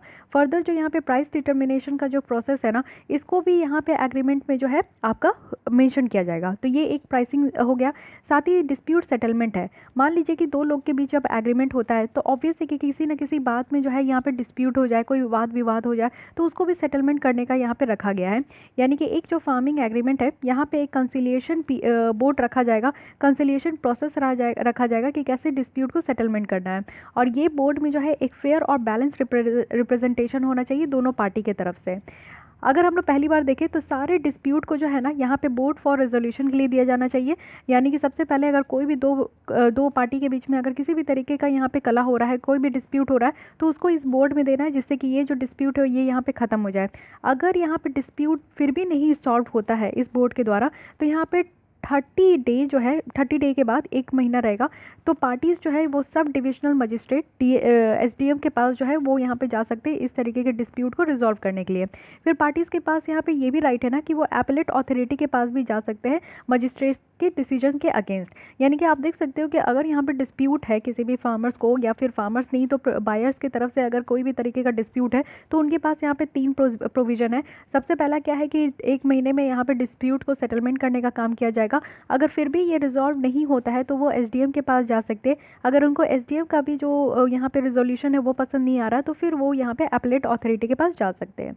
मजिस्ट्रेट और जो एपेलेट अथॉरिटी है, फिर उनको यहाँ पे ज़रूरत होगा कि वो इस डिस्प्यूट को एट एनी कॉस्ट डिस्पोज करें, वो भी 30 डेज़, यानी कि जब से ये एप्लीकेशन आया है तब से 30 दिन के अंदर अंदर तक जो है यहाँ पे इस डिस्प्यूट को ख़त्म करना है। ठीक है, तो ये चीज़ें आपका यहाँ पे रखा गया है। अब इससे क्या बेनिफिट होगा ये समझिए। सबसे पहला जो कॉन्ट्रैक्ट फार्मिंग है वो प्रमोट होगा। कॉन्ट्रैक्ट फार्मिंग के बारे में हम लोग डिटेल में देखे थे। कुछ ऐसे स्टेट है जो कि ऑलरेडी कॉन्ट्रैक्ट फार्मिंग के अकॉर्डिंग अपने तरफ से वो कानून ला चुके हैं। तो कॉन्ट्रैक्ट फार्मिंग जो है यहाँ पे आपका प्रमोट होगा, यानी कि एक लीगल फ्रेमवर्क होगा जिसमें कि कॉन्ट्रैक्ट फार्मिंग होगा। कॉन्ट्रैक्ट फार्मिंग वही हो गया कि जो 2 लोग या 2 से ज़्यादा लोग जो है एक साथ आएंगे, एक तो फार्मर्स होंगे जो कि क्रॉप को ग्रो करते हैं, और एक एंटरप्रेन्योर्स होंगे जो कि अपना बिजनेस चलाते हैं या फिर इस तरीके का काम करते हैं, बायर्स होंगे। तो वो एक साथ आएंगे और एक कॉन्ट्रैक्ट में जाएंगे। ठीक है, एक कॉन्ट्रैक्ट मीन्स वही हो गया कि एक एग्रीमेंट में जाएंगे, और साथ ही साथ जो है वो क्या उनका प्रोड्यूस है, कितना प्रोड्यूस करना है, कितना उनका प्राइस होगा, ये सारी चीज़ें इस कॉन्ट्रैक्ट के अंदर देखने को मिलेगा। इसमें क्या है ना कि फार्मर्स को यहाँ पे बहुत ज़्यादा पावर दिया जाएगा कि वो यहाँ पे अपने क्रॉप को प्रोसेस करे, होलसेलर के पास दे, लार्ज रिटेल्स में दे, एक्सपोर्ट करे, जो भी करे, एक यहाँ पे फार्मर्स को एम्पावर किया जाता है कॉन्ट्रैक्ट फार्मिंग के थ्रू। साथ ही फार्मर्स को कम रिस्क भी देखने को मिलेगा, क्योंकि यहाँ पे जो रिस्क ऑफ मार्केट है वो यहाँ पे ट्रांसफ़र होगा अनप्रिडिक्टिवली, और ये फार्मर से स्पॉन्सर में चला जाएगा। यानी कि पहले क्या था कि फार्मर्स के ऊपर ही रिस्क था, क्योंकि फार्मर्स जितना यहाँ पे इनपुट लगाते थे इंटरमीडियरीज उसको खा जाता था। इंटरमीडियरीज जो है उस तरीके का प्रॉफिट नहीं देता था किसान को, तो किसान को लॉस होता था। अब क्या है कि किसान को लॉस नहीं होगा यहाँ पे, साथ ही जो इनपुट है ना वो भी यहाँ पे और ज़्यादा बढ़ेगा। इससे क्या होगा कि फार्मर्स को यहाँ पे जो है हाई क्वालिटी सीड भी मिलेगा, बेटर टेक्नोलॉजी भी मिलेगी, फर्टिलाइज़र वगैरह, पेस्टिसाइड्स वगैरह अच्छे से उनको दिया जाएगा। साथ ही यहाँ पे इन्वेस्टमेंट भी अट्रैक्ट होगा। इस तरीके का कॉन्ट्रैक्ट फार्मिंग से आप लोग देखोगे कि काफ़ी सक्सेस हुआ है ये जो आपका फंडा है। इसमें क्या है कि इन्वेस्टमेंट भी करते हैं, जितने भी एंटरप्रेन्योर्स होते हैं वो यहाँ पे इन्वेस्टमेंट भी करते हैं, जिससे कि उनको बेटर यहाँ पे बेनिफिट मिलता है। बहुत सारे प्राइवेट सेक्टर इन्वेस्टमेंट भी देखने को मिलेगा जो कि सप्लाई चेन को बनाते हैं नेशनल और ग्लोबल मार्केट में। साथ ही यहाँ पे जो कॉस्ट ऑफ मार्केटिंग है फार्मर्स के लिए वो भी यहाँ पे कम होगा। जब इस कॉन्ट्रैक्ट को साइन करने के बाद फार्मर्स जो है ना वो यहाँ पे ट्रेडर्स के पास, ऐसा नहीं है कि उनको यहाँ पे ट्रेडर्स के पास दौड़ के जाना होगा। सबसे पहला कि ये कॉन्ट्रैक्ट साइन हो गया 2 लोगों के बीच में, उसके बाद जो है आपका यहाँ पे काम खत्म, फिर नेक्स्ट प्रोसेस के लिए आपको लगना होगा। साथ ही साथ यहाँ पे डिस्प्यूट रिजोल्यूशन का भी फंडा रखा गया है, विच इज़ वेरी गुड, क्योंकि फार्मर्स के पास इतने प्रॉब्लम आते हैं, फार्मर्स को लोग ठग के चले जाते हैं, लेकिन किसान क्या करते हैं ना, किसान भाई के पास कोई ऑल्टरनेटिव नहीं होता है, किसान भाई का कोई भी दुख सुनने के लिए नहीं होता है। बट अब क्या है कि डिस्प्यूट रिजोल्यूशन यहाँ भी लाया गया है कि एक अच्छे तरीके से अगर किसान के साथ कोई भी गलती हुआ है, कोई भी तरीके का कॉन्ट्रैक्ट है या फिर एग्रीमेंट है, उसमें सही तरीके से बात विद उसमें जो भी प्रोविज़न था उसके अगेंस्ट में अगर यहाँ पे ट्रेडर्स अगर यहाँ पे ठगने का कोशिश कर रहे हैं, तो इससे क्या होगा कि इस डिस्प्यूट को भी रिजॉल्व करने का एक बहुत अच्छा प्रोसेस है। तो ये भी बहुत अच्छी बात है। लेकिन अब इससे इशू क्या निकल कर आ रहा है ये समझिए। सबसे पहला यहाँ पे बात ये है कि फार्मर्स को ऐसा लग रहा है कि एक बार अगर ये कानून पास हो गया ना, तो इससे क्या हो सकता है कि जो एमएसपी सरकार के द्वारा दिया जाता था, एमएसपी सपोर्ट सिस्टम जो है यहाँ पे, वो कहीं ना कहीं छूट जाएगा और फार्मर्स को जो है यहाँ पे बिग कॉर्पोरेट की मर्जी पे ही जीना होगा। यानी कि फिर यहाँ पे डिपेंडेंट पूरी तरीके से बिग कॉर्पोरेट के ऊपर फार्मर्स को होना होगा। ये आपका एमएसपी क्या होता है? एमएसपी होता है मिनिमम सपोर्ट प्राइस, यानी कि जैसे यहाँ पे प्याज उगाया जाता है, प्याज की फसल यहाँ पे उगाई जाती है फार्मर्स के द्वारा, तो मार्केट में लाने से पहले जब बीज रोपण होता है तो उसी समय जो है फार्मर्स के द्वारा ये फिक्स कर दिया जाता है मिनिमम प्राइस कि चलो 5 रुपया पर केजी जो है ये प्याज सरकार खरीद लेगी। अगर मार्केट में उनका नहीं पूरा बिक्री होता है या फिर उनका जो है कुछ भी तरीके से अगर बिक्री नहीं होता है, तो ये जो इनपुट लगा है फार्मर्स को वो बर्बाद नहीं जाएगा, सरकार उससे जो है वो फसल खरीद लेगी। तो ये एमएसपी होता है। लेकिन इस तरीके का जो लाया जा रहा है, इसमें आप लोग देखो कि कॉन्ट्रैक्ट जो 2 पर्सन के बीच में होगा, एक फार्मर्स होंगे एक बायर्स होंगे, तो ऐसा भी तो हो सकता है ना कि यहाँ पे फार्मर्स जो है अगर उनको बिग अच्छा प्रॉफिट होगा तो वो जो है सरकार की एमएसपी पे डिपेंडेंट नहीं होंगे, वो क्या करेंगे कि बायर्स के साथ वो डायरेक्ट डील कर लेंगे। या फिर ऐसा भी हो सकता है कि ये कॉन्ट्रैक्ट फार्मिंग इतना ज़्यादा बढ़ जाए, ये एग्रीमेंट इतना ज़्यादा बढ़ जाए कि सरकार जो है एमएसपी देना बंद कर दे। सरकार ये कह सकते हैं फार्मर्स को कि आप जाइए अपना जितना भी जो भी बायर्स है उसके साथ ही डील कर लीजिए। तो फिर यहाँ पे फार्मर्स को जो है ना मर्सी में, यानी कि दया भावना में आप देखो कि यहाँ पे बिग कॉर्पोरेट्स के साथ जो है उनको किसी तरीके से डील करना होगा। साथ ही साथ आप देखो सरकार को ये क्लैरिफाई करना चाहिए ना, लेकिन सरकार ने ये क्लैरिफाई किया है कि ये एक्ट से जो है ना, ये यहाँ पे एमएसपी मैकेनिज्म में जो यहाँ पे आपका इम्पैक्ट है वो इम्पैक्ट नहीं होगा, ठीक है, ये कंटिन्यू रहेगा। साथ ही इस कानून में आप देखोगे कि एक जगह जो सरकार फार्मर्स को जो प्रोटेक्शन देने की बात की जा रही है कि यहाँ पे प्राइस एक्सप्लॉयटेशन नहीं होगा, तो ये भी आपका जो है यहाँ पे प्रिस्क्राइब नहीं किया गया है कि क्या मैकेनिज्म होगा प्राइस फिक्सेशन का, क्या मेथडोलॉजी होगा कि यहाँ पे जो भी फसल लेकर आया जा रहा है फार्मर्स के द्वारा तो उनका प्राइस क्या होगा, ये भी फिक्स नहीं किया गया है। अगर एक्ट के अकॉर्डिंग देखें तो कंपनीज़ को यहाँ पे ज़रूरत नहीं है कि एक रिटन कॉन्ट्रैक्ट में जाए फार्मर्स के साथ, और ये काफ़ी ज़्यादा डिफिकल्ट हो सकता है फार्मर को कि वो अपने टर्म्स कंडीशन को प्रूव करे। तो अगर कॉन्ट्रैक्ट हो रहा है तो ऑब्वियस है कि यहाँ पे एक रिटन कंसेंट होना चाहिए, रिटन एग्रीमेंट होना चाहिए। तभी मान लीजिए कि कल को अगर बिग कॉर्पोरेट जो है फार्मर्स के साथ ठगी करना चाहे, फार्मर्स को लूटना चाहे या बेवकूफ़ बनाना चाहे, तो फार्मर्स के पास जो है एक पेपर हो जिसमें कि पूरी तरीके से सारी डिटेल्स लिखी गई है, उनके एग्रीमेंट के जितने भी क्लॉज है वो लिखे गए हैं, तो फार्मर्स इसको क्लेम कर सकते हैं। अगर ये रिटन कंसेंट दिया ही नहीं जाएगा तो फार्मर्स किस चीज़ के ऊपर कंसेंट करेंगे? क्या गारंटी है कि कल के डेट में जो बिग कॉर्पोरेट यहाँ पे पैसे लगा रहे हैं, बायर्स पैसे लगा रहे हैं, और बायर्स जो है इतना बोले हैं कि चलो 50 रुपया पर केजी यहाँ पे प्याज आपको देंगे, और 50 रुपया ना देकर वो यहाँ पे 25 रुपया पर केजी अगर प्याज का देते हैं फार्मर्स को, तो फार्मर्स के पास क्या प्रूफ होगा कि वो यहाँ पे प्रूफ कर पाएंगे किसी के सामने भी? तो ये भी बहुत बड़ा डिफ़िकल्टी वाला बात हो गया। तो यही चीज़ है कि वो अपने फेवर में जो है ना, जो भी डिस्प्यूट यहाँ पे निकल कर आएगा वो अपने फेवर में तो इसको रिजॉल्व नहीं कर पाएंगे, ये भी आप लोग समझ सकते हो। तो ये तो रहा सेकंड कानून का कहानी। अब थर्ड कानून की बात करते हैं, एसेंशियल कमोडिटीज़ अमेंडमेंट एक्ट 2020। इसमें क्या क्या फीचर्स रखा गया है ये देखिए। यहाँ पे जो फूड आइटम है उसको रेगुलेट करने की बात की जा रही है। इस कानून में यहाँ पे सेंट्रल गवर्नमेंट को ये रखा गया है, दिया गया है कि वो यहाँ पे जो सर्टेन फूड आइटम्स हैं जैसे कि सीरियल है, पल्सेस है, potato, onion, edible oil seeds या फिर ऑयल है, उसकी सप्लाई को रेगुलेट करें, और वो भी सिर्फ यहाँ पे आप लोग देखो कि अंडर एक्स्ट्रा ऑर्डिनरी सर्कमस्टांसेस में। इसमें क्या क्या है, इसमें आपका वॉर हो गया, फेमाइन हो गया, अभी जैसे लॉकडाउन हो गया, या फिर नेचुरल कैलामिटीज़ हो गया, या फिर एक्स्ट्रा ऑर्डिनरी प्राइस राइज हो जाता है, जैसे अभी प्याज के आप लोग देख सकते हो कि 70 रुपया 80 रुपया पर केजी हो गया। तो ये सारी जो ऐसा कंडीशन देखने को मिलता है ना, तो फिर इसमें सेंट्रल गवर्नमेंट को इस तरीके का अधिकार दिया जाता है कि वो कुछ फूड आइटम्स में जो है ना उसकी सप्लाई को रेगुलेट कर सकते हैं। अब इससे पहले वाला जो एसेंशियल कमोडिटीज़ एक्ट 1955 था, इसमें क्या कहा गया था वो समझ होना चाहिए। सेंट्रल गवर्नमेंट के पास एम्पावर था कि वो यहाँ पे सर्टेन कमोडिटीज़ जैसे कि फूड आइटम्स हो गए, फर्टिलाइजर्स है, पेट्रोलियम प्रोडक्ट है, इनको डेजिग्नेट कर सकते हैं कि वो अब इस एसेंशियल कमोडिटीज़ के लिस्ट में आएगा। एसेंशियल कमोडिटीज़ कहने का मतलब है कि ऐसे कमोडिटीज़ जो कि आपको डे टू डे लाइफ में ज़रूरी है, जैसे कि दूध हो गया, आपका मिल्क हो गया, या फिर आपके कुछ फूड आइटम्स हो गए। साथ ही यहाँ पे फर्टिलाइजर्स वगैरह है जो किसान के लिए बहुत ज़्यादा ज़रूरी होता है। पेट्रोलियम प्रोडक्ट है जो कि काफ़ी ज़्यादा इंपॉर्टेंट है। तो ये सारी चीज़ जो है एसेंशियल कमोडिटीज़ में है। बट ये जो सरकार यहाँ पे कहेगी कि अच्छा चलो ये सारे चीज़ है, ये सारे कमोडिटीज़ है, ये सारे आइटम्स है जिसको एसेंशियल कमोडिटीज़ के कैटेगरी में रखा जाएगा, तो ये अधिकार इनको इन कानून के द्वारा दिया गया है, एसेंशियल कमोडिटीज़ एक्ट 1955 का। सेंट्रल गवर्नमेंट के द्वारा यहाँ पे रेगुलेट भी किया जाएगा कि कौन कौन से एसेंशियल कमोडिटीज़ को के प्रोडक्शंस पे, सप्लाई पे, डिस्ट्रीब्यूशन पे, ट्रेड पे, कॉमर्स पे, या फिर रोक भी लगाना है तो सेंट्रल गवर्नमेंट जो है इस पे रोक भी लगा सकती है आराम से। और साथ ही साथ स्टॉक लिमिट करना, ये कानून के द्वारा आप देखो, यानी कि जो 1955 का था, इसमें क्या है ना कि कोई भी स्टॉक लिमिट, यानी कि कोई भी एग्रीकल्चर प्रोड्यूस का जिसमें कि आप प्राइस राइज है, जैसे कि अभी ओनियन का ही आप न्यूज़ देख रहे होंगे कि सरकार के द्वारा स्टॉक लिमिट किया गया है क्योंकि प्राइस बहुत ज़्यादा राइज हो रहा है। तो ये जो स्टॉक लिमिट है ये भी आपका इम्पोज किया जाता है। कब किया जाएगा? सिर्फ ये कि जब 100% इंक्रीज़ हो, यानी कि जो रिटेल प्राइस है कोई हॉर्टिकल्चर प्रोड्यूस में, तो वो 100% इंक्रीज़ हो, या फिर 50% इंक्रीज़ हो रिटेल प्राइस में जो कि non perishable agriculture food item है, तब इसमें आपको देखने को मिलेगा कि यहाँ पे स्टॉक लिमिट किया जा सकता है। जब प्राइस इंक्रीज़ होता है ना, तो इसको यहाँ पे कैलकुलेट किया जाएगा, वो भी जो भी प्राइस प्रिवेलिंग है इमीडिएटली प्रीसीडिंग 12 मंथ्स बिफोर, यानी कि 12 मंथ्स पहले जो है जो प्राइस था उसी को देखकर यहाँ पे जो है आपका प्राइस कैलकुलेट किया जाएगा, और जो एवरेज रिटेल प्राइस होगा लास्ट 5 ईयर्स का जो भी कम होगा उसी के बेसिस पे यहाँ पे आपका जो है प्राइस देखा जाएगा। तो ये दो फंडा है, एक तो सरकार को यहाँ पे पावर दिया गया है कि वो किसी भी फूड आइटम्स को जो है एसेंशियल कमोडिटीज़ में इंक्लूड कर सकते हैं, and second one is stock limit कर सकते हैं। इससे क्या बेनिफिट होगा?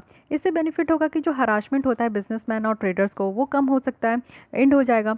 गवर्नमेंट यहाँ पे रेस्ट्रिक्शन लगा सकती है कि फूड कमोडिटीज़ का होर्डिंग नहीं करना है, ब्लैक मार्केट नहीं करना है। साथ ही वो सीज़ भी कर सकते हैं, अगर ज़्यादा से ज़्यादा स्टॉक है तो उसको यहाँ पे जो है सीज़ किया जाएगा, यानी कि ट्रेडर्स के जो है यहाँ पे मेंटेन करे तो उससे सीज़ भी किया जाएगा, तो हरासमेंट कम होगा। साथ ही यहाँ पे जो वेस्टेज हो जाता है, स्टोरेज फैसिलिटी इंप्रूव किया जाएगा, जिससे कि जो वेस्ट हो जाते हैं, जैसे बहुत सारे प्याज ऐसे आपको देखने को मिलेगा कि गोडाउन फैसिलिटी अच्छे नहीं होते ना, तो वो सड़ जाते हैं और बहुत सारा ट्रांसपोर्टेशन में बहुत लेट होता है, जिसके कारण बहुत सारे प्याज बर्बाद हो जाते हैं, तो वेस्टेज भी कम होगा। साथ ही साथ आप लोग देखो कि यहाँ पे प्राइवेट इन्वेस्टमेंट को अट्रैक्ट किया जाएगा, किसमें? तो कोल्ड स्टोरेज बनेगा, वेयर हाउसिंग बनेगा, प्रोसेसिंग बनेगा, तो इसको यहाँ पे इस तरीके से क्या है ना कि इस सेक्टर्स में आपका ग्रोथ होगा। साथ ही साथ एक प्राइस स्टेबिलिटी भी यहाँ पे लाया जाएगा, और जो यहाँ पे जो फार्म इनकम है उसको भी रेज़ किया जाएगा। तो कुछ यहाँ पे जो कमोडिटीज़ को जो सेलेक्ट किया जाता है एसेंशियल कमोडिटीज़ एक्ट से, तो उसको एग्जेम्प्ट करने से, यानी कि उसको वहाँ से हटाने से क्या होगा ना कि मार्केटेबल हो पाएगा जो क्रॉप है, और उसका मार्केटेबल यहाँ पे बढ़ पाएगा। तो ये सारी यहाँ पे आप लोग देखो कि बेनिफिट है यहाँ पे एसेंशियल कमोडिटीज़ जो अमेंडमेंट एक्ट लाया गया है। सबसे पहला हरासमेंट कम हो पाएगा, दूसरा है कि जो वेस्टेज होता है स्टोरेज फैसिलिटी इंप्रूव करके उसको कम किया जाएगा, साथ ही प्राइवेट इन्वेस्टमेंट आपका अट्रैक्ट किया जाएगा कोल्ड स्टोरेज वेयर हाउस वाले में, और साथ ही साथ प्राइस स्टेबिलिटी यहाँ पे अच्छे तरीके से लाया जाएगा। पोटेंशियल इशू क्या निकल कर आ रहा है? इशू यहाँ पे ये है कि कुछ एक्सपर्ट्स जो है उनको इस तरीके का डर लग रहा है कि इस कानून से जो है ना इफ़ेक्टिवली ये जो होर्डिंग है ना उसको लीगलाइज कर दिया जाएगा, और लाइसेंस जो है फिर वो ज़्यादा ज़रूरत नहीं होगा कि इस तरीके के कमोडिटीज़ में आप व्यापार करो। तो इस तरीके का जो सिचुएशन है ना, इससे कहीं ना कहीं एंटी कॉम्पिटिशन जो बिहेवियर है कुछ पर्टिकुलर बायर्स के द्वारा, तो वो फूड चेन में कहीं ना कहीं इंक्रीज़ हो सकता है। तो ये एक तरीके का एक्सपर्ट्स का ये मानना है।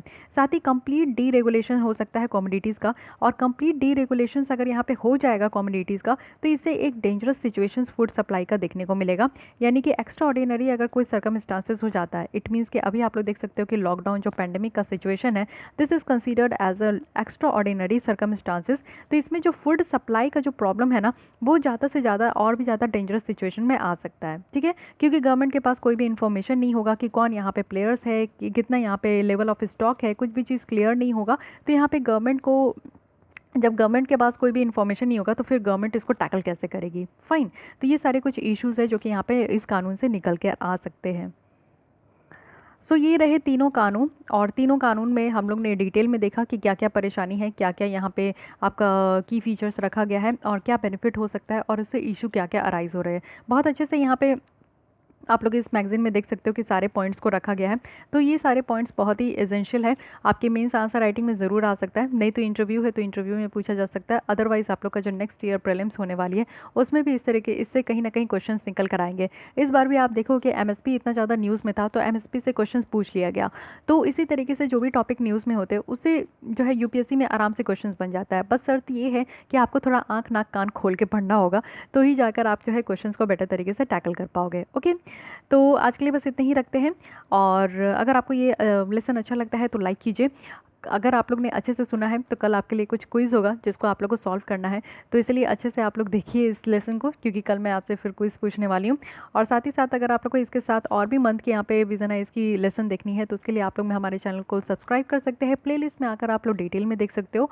और जिस किसी को भी यहाँ पे टेस्ट सीरीज़ से जुड़ना है, जो कि टेस्ट सीरीज़ नहीं डेली आंसर राइटिंग है, तो आप लोग मुझे मेल कर सकते हो, बाकायदा मैं आपको ऐड कर लूँगी। ठीक है, तो आज के लिए बस इतनी ही रखती हूँ। Thank you.